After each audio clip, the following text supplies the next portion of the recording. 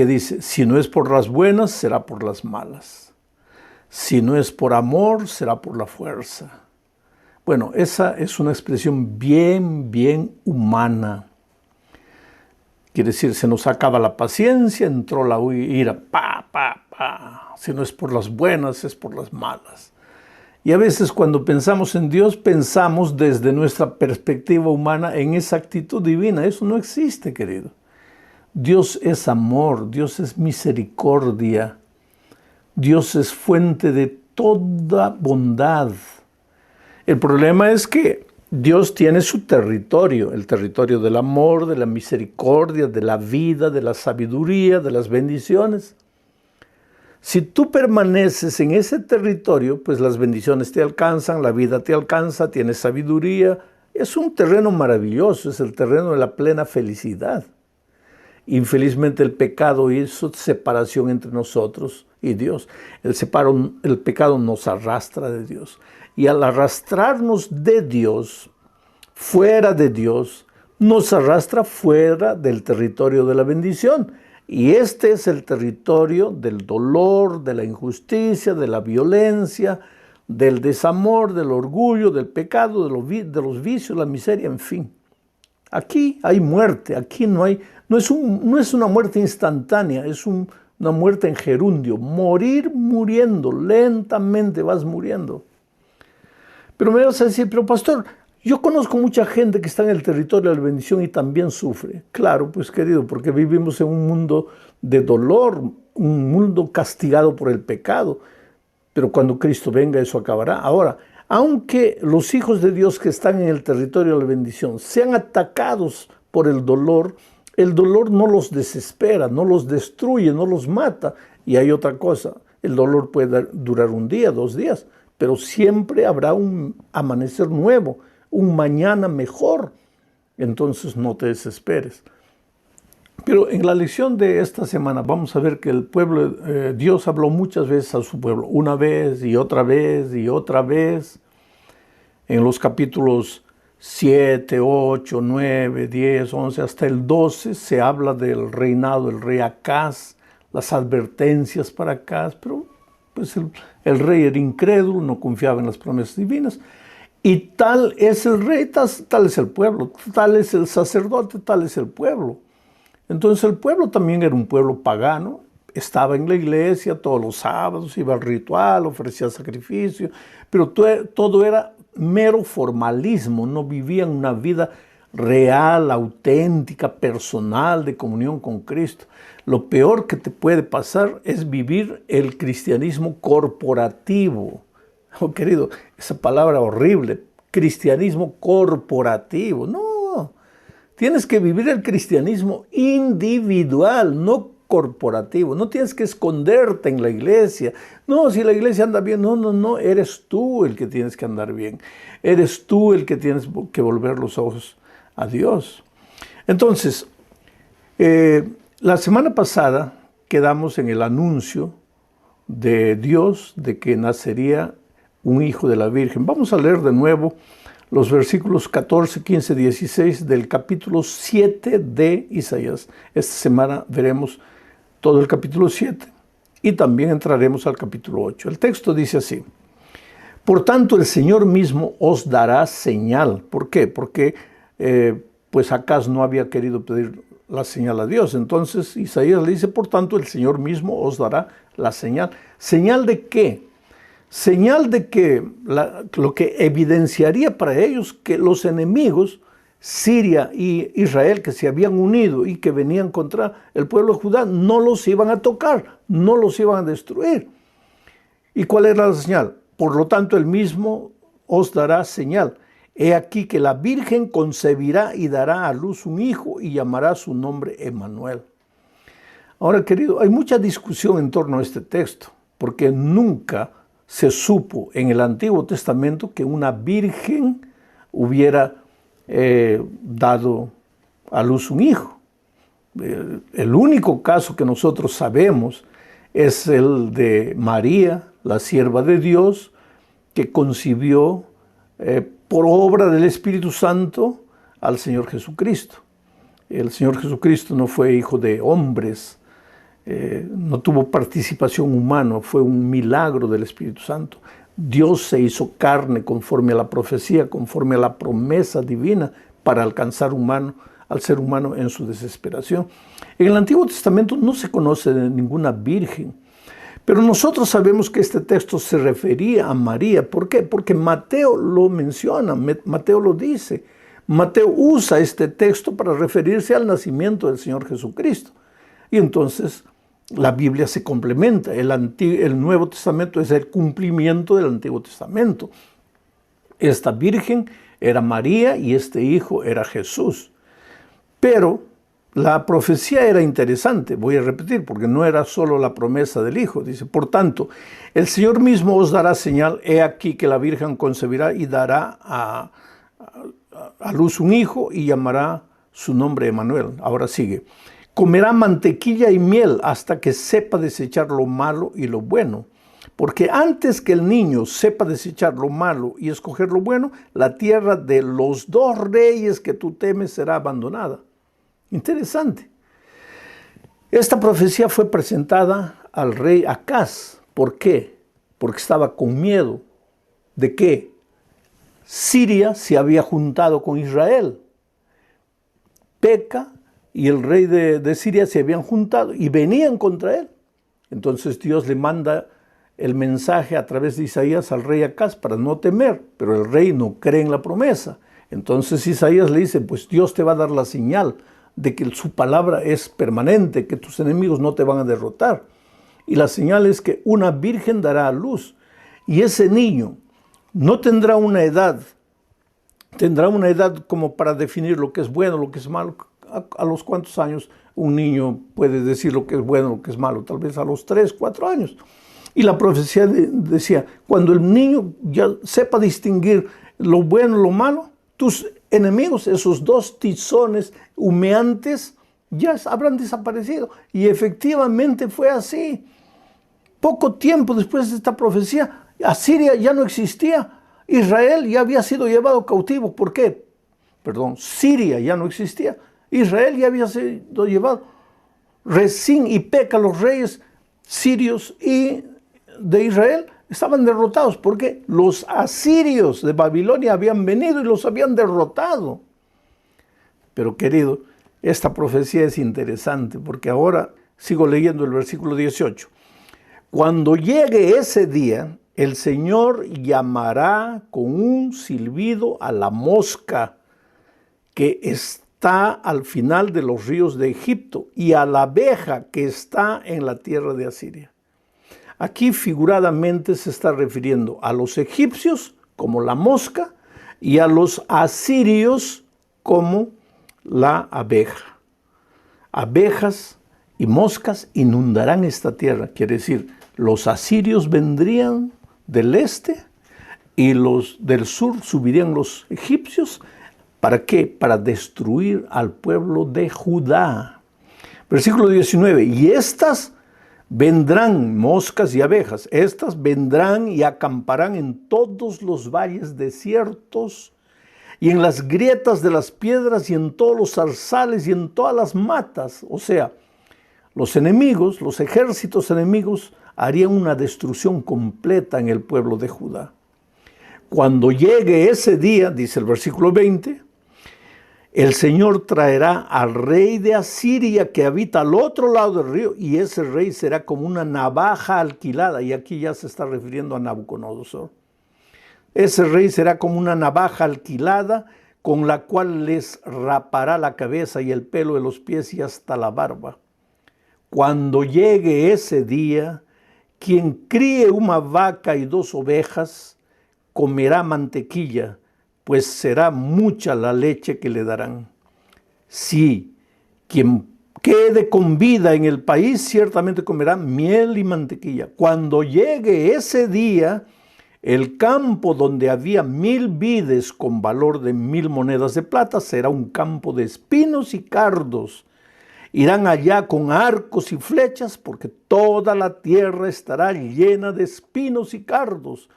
Por temor de los espinos y cardos, nadie irá a ninguno de los montes antes cultivados con azada, porque solo servirán como pastizales de bueyes para que los ganados los pisoteen. O sea, ¿qué es lo que está haciendo Dios aquí? Dios envía a Isaías a hablar con el rey Acaz, porque el rey Acaz, pagano, idólatra, adorador de dioses falsos, se había apartado de Dios y estaba llevando a la ruina al pueblo de Judá.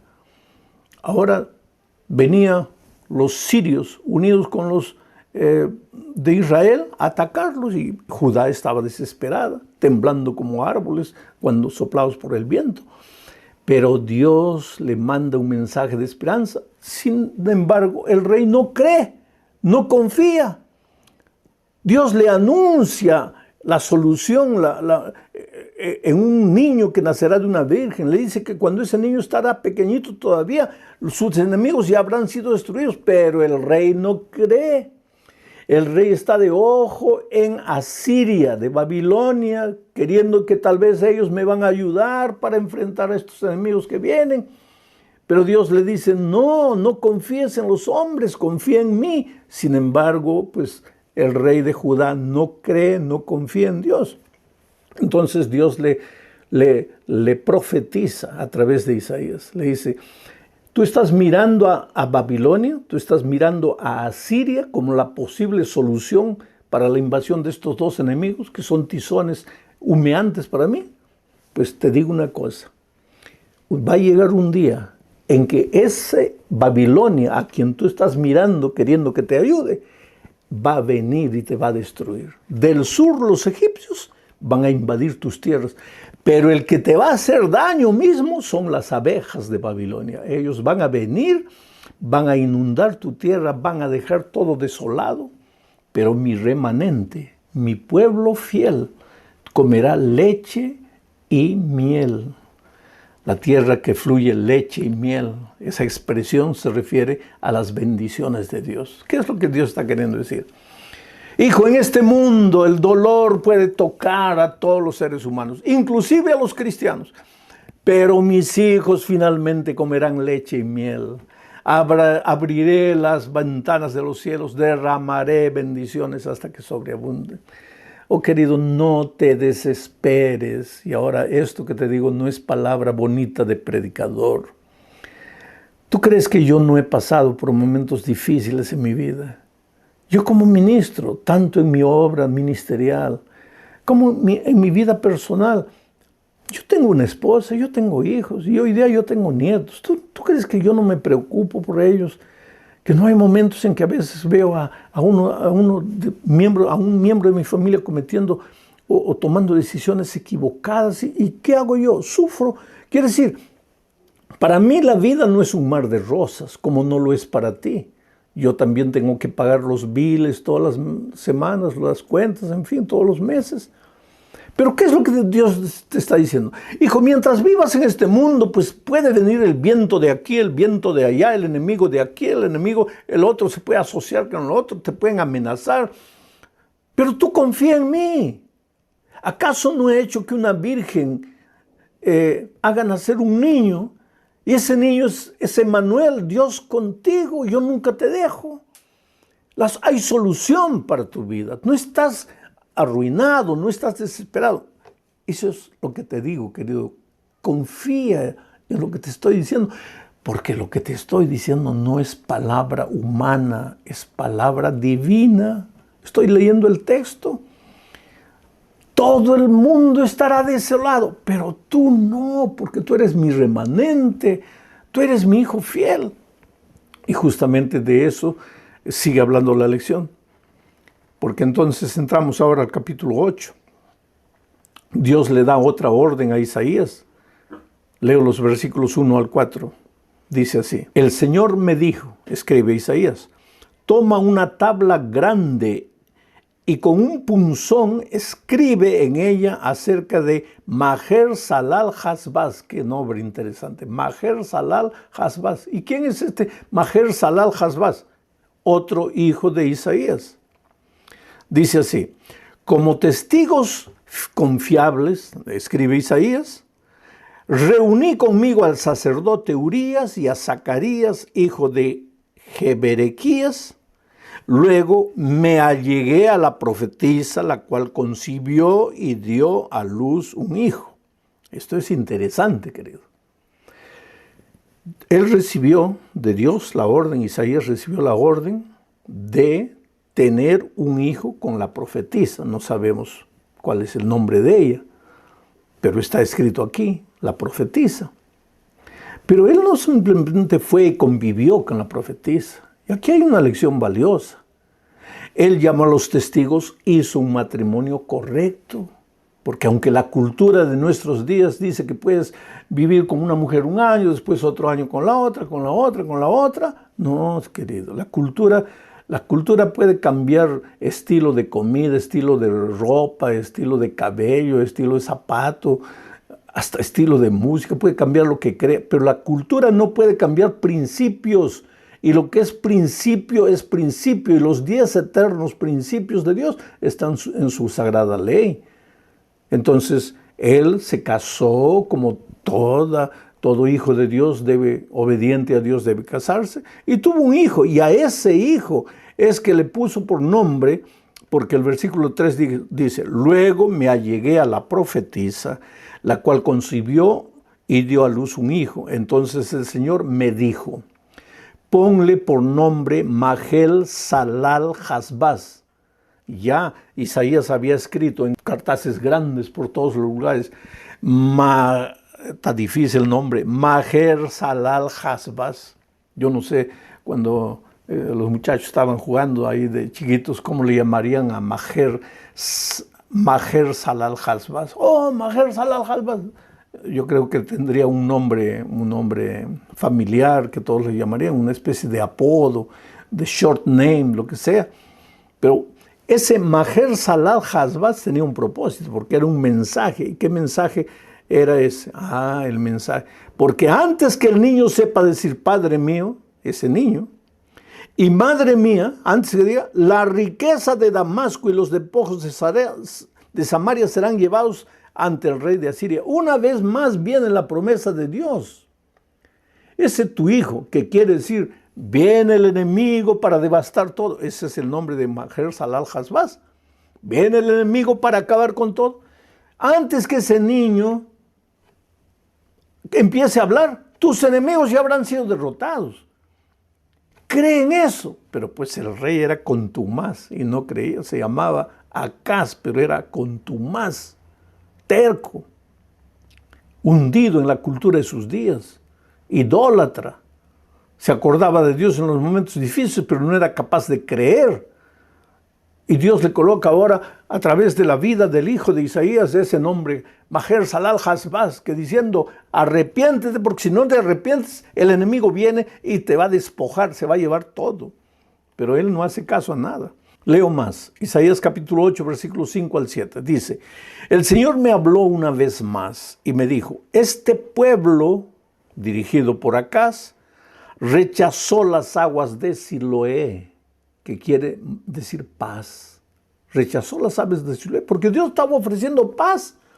Dios le estaba ofreciendo protección. Cree en mí, yo acabo con tus enemigos. Pero dice así, este pueblo rechazó las aguas de Siloé, que corren tranquilas, y se sintió feliz con Rezín y con el hijo de Remalías.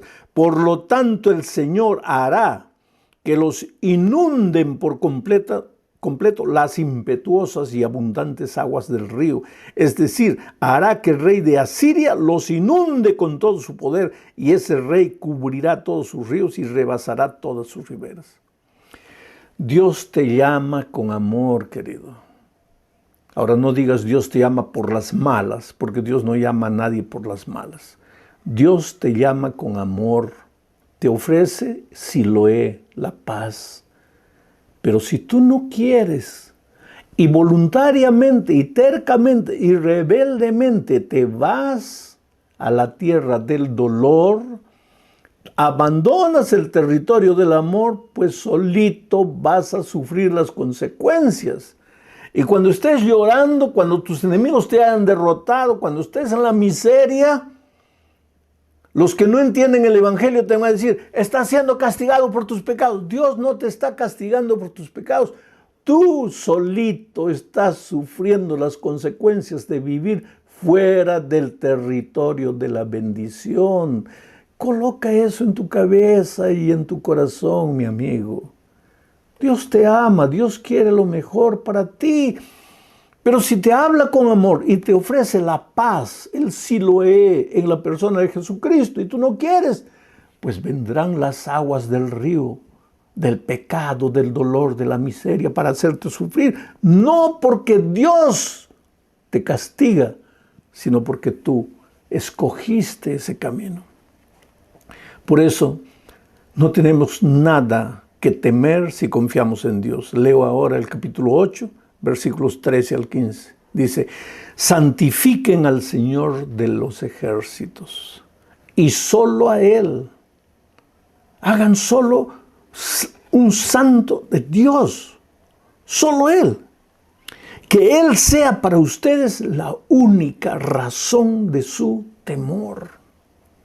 Hagan de Él su santuario, su templo de Dios. No hagan solo del templo de ladrillo y cemento, su templo, su santuario, que sea el propio Dios. Vayan al templo, sí, pero para encontrarse con Dios. No vayan al templo para encontrarse con los amigos, para disfrutar de una programación bonita. Vayan al templo para encontrarse con Dios. Que hagan de Él su santuario. Pero para las dos casas de Israel será una piedra de tropiezo que los hará caer, y para los habitantes de Jerusalén les será una trampa, una red. ¿Qué les será una trampa? El santuario, porque se engañarán, pero creerán que porque cumplen el ritual, porque van al templo y están bien, se olvidaron de hacer de Dios su santuario.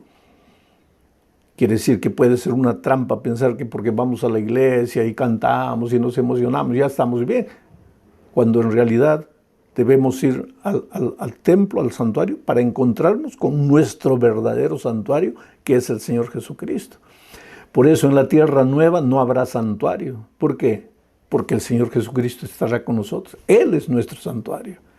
¿Y cómo será nuestro santuario en la tierra nueva si no aprendimos a hacer de Él nuestro santuario en esta tierra? Sigue diciendo la profecía, muchos de ellos tropezarán y caerán y serán destrozados y se enredarán y quedarán apresados. ¿Quiénes? Los que no hicieron del Señor Jesucristo su santuario.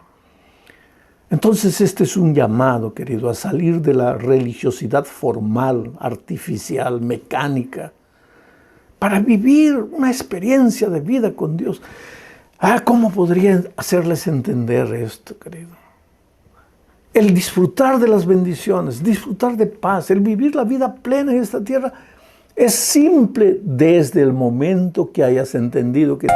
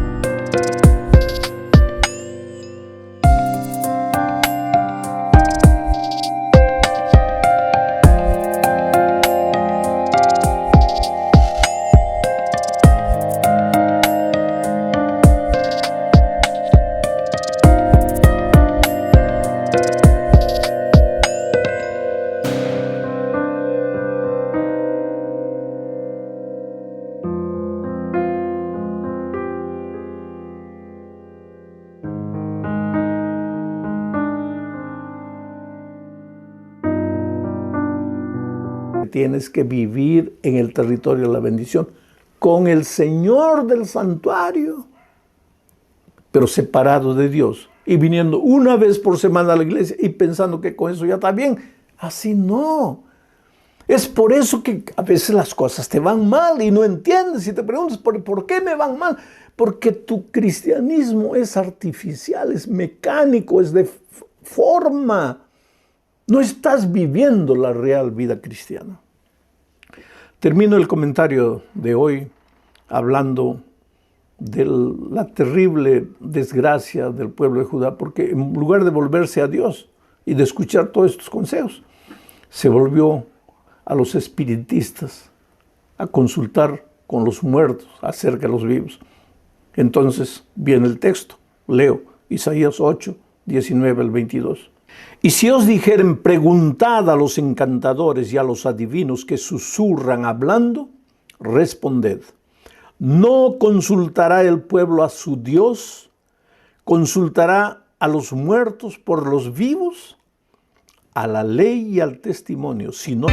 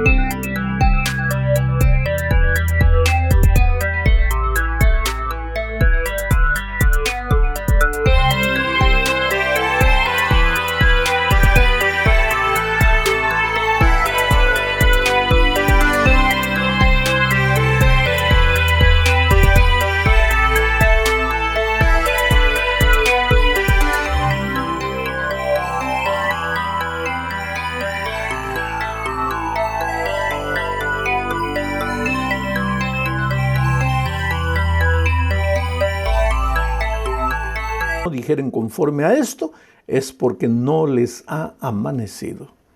Y pasarán por la tierra fatigados y hambrientos. Y acontecerá que teniendo hambre se enojarán y maldecirán a su rey y a su Dios, levantando el rostro en alto. Y mirarán a la tierra, y aquí tribulación y tinieblas, oscuridad y angustia.